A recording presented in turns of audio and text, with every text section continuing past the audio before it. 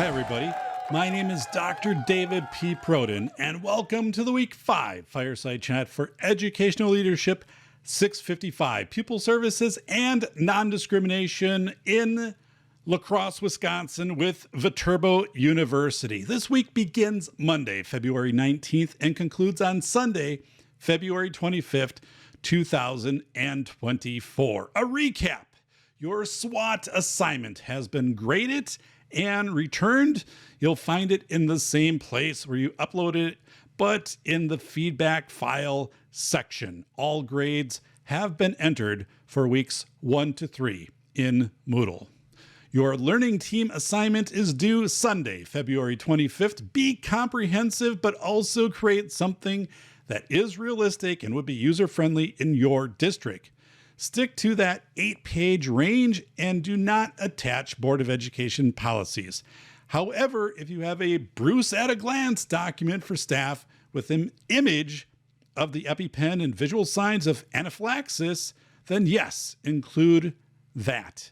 That's not required, but just noting it would be acceptable to include that. Finally, limit the use of color. My printer back there thanks you. Terrific discussions about the TORUS in School of Errors. There are two interpretations of the TORUS. The first, authentic experiences for all students.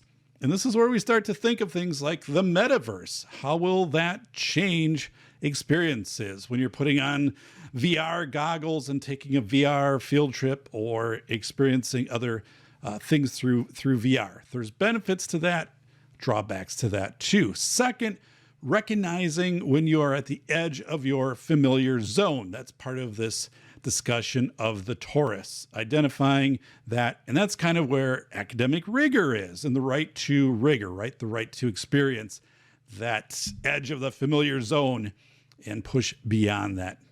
The CDC, School Connectedness, and YRBS are good resources, but be careful not to overweight the YRBS findings, as surveys have flaws and aggregated survey data distances you from the unit of measure, which might be your high school.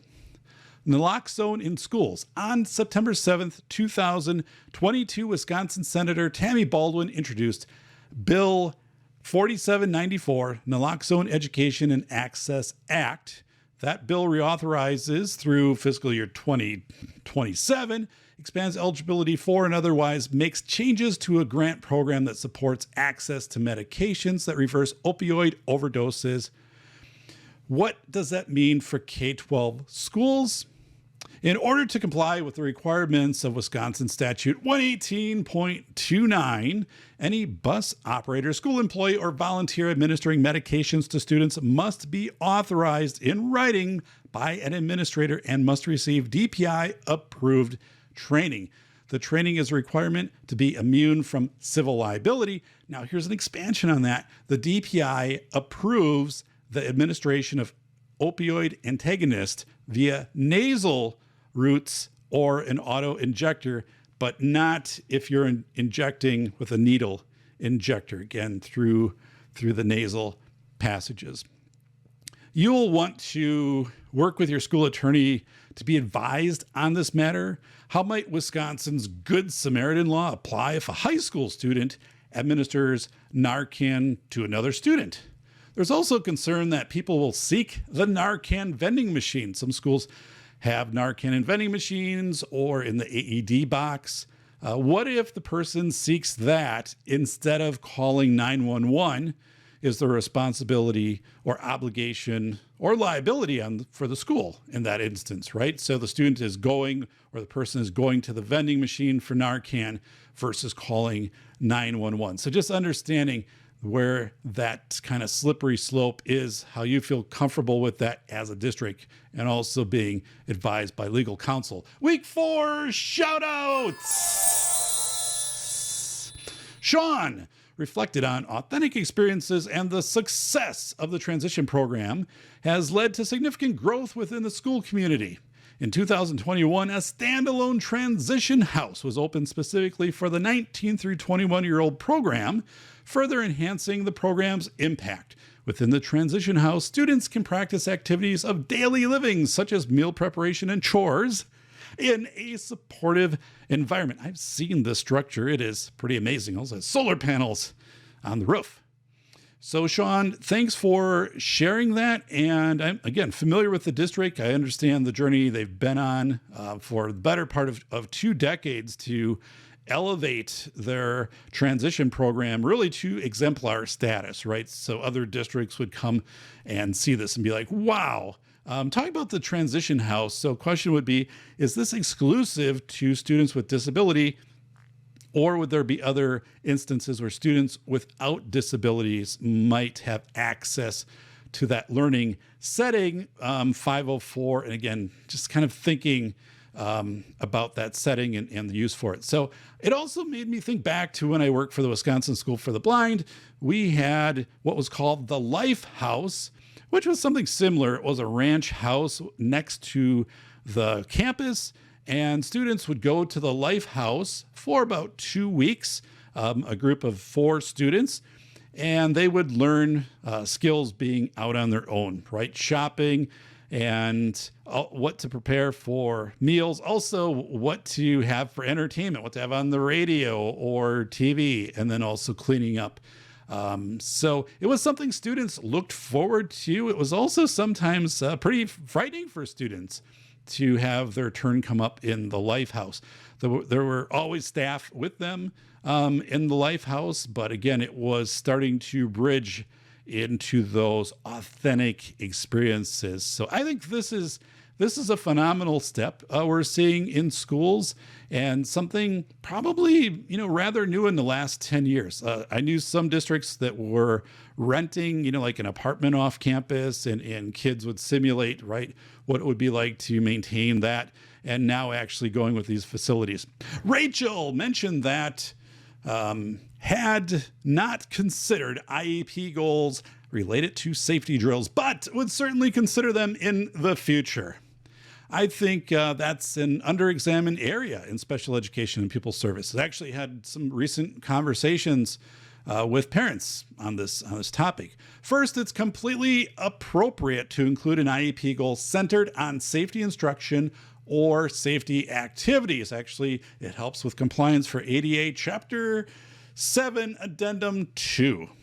Second, these goals might be appropriate for students with anxiety who have 504 plans. Imagine goals and objectives, some type of document that featured a sample IEP, a 504, or support plans that had the following headings, right? So you have this booklet, and it's like how to write safety goals in the IEP. And you'd have headings: participating in social scripts, identification of threat to self or others, demonstrating reporting a threat of harm to self or others, like using the school reporting system or telling an adult, however that process works, describe the roles of emergency responders, identify support such as fidgets that might help the student regulate during a drill, and so on.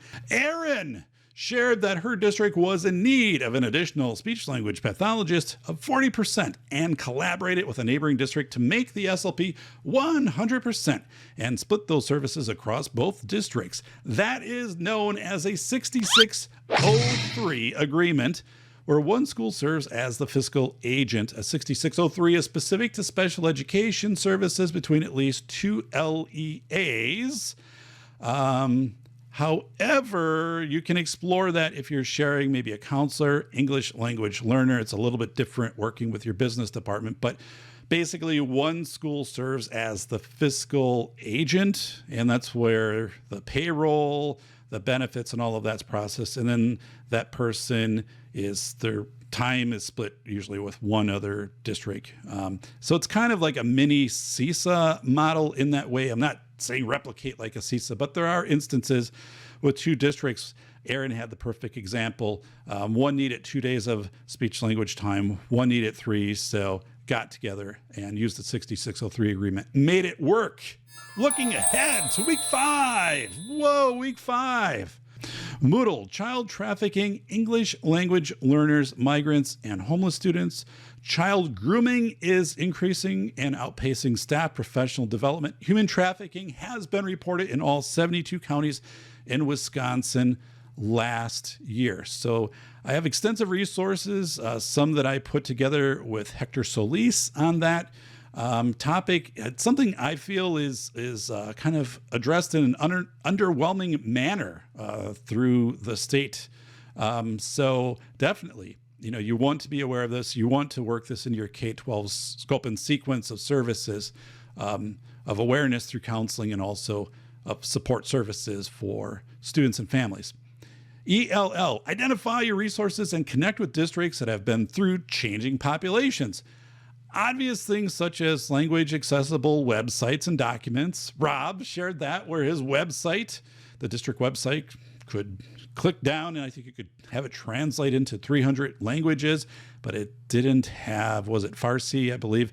So Afghan families wouldn't have that access yet. But yes, identify your resources and talk to districts who have been through kind of a rapid change in their community and student population.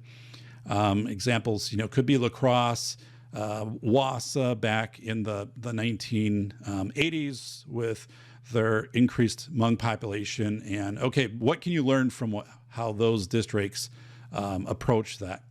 So I posted in this week, Milwaukee Public Schools a year or two ago produced a reference guide, 2-3 pages of Afghan culture. That was provided to me by a previous student in this class. I think it's excellent. That's the type of thing that is easy to absorb by staff without overwhelming anybody, and it gives that critical information people need to know right away, right on what are some things we need to know about culture and interacting with students, and even like where is Afghanistan, right?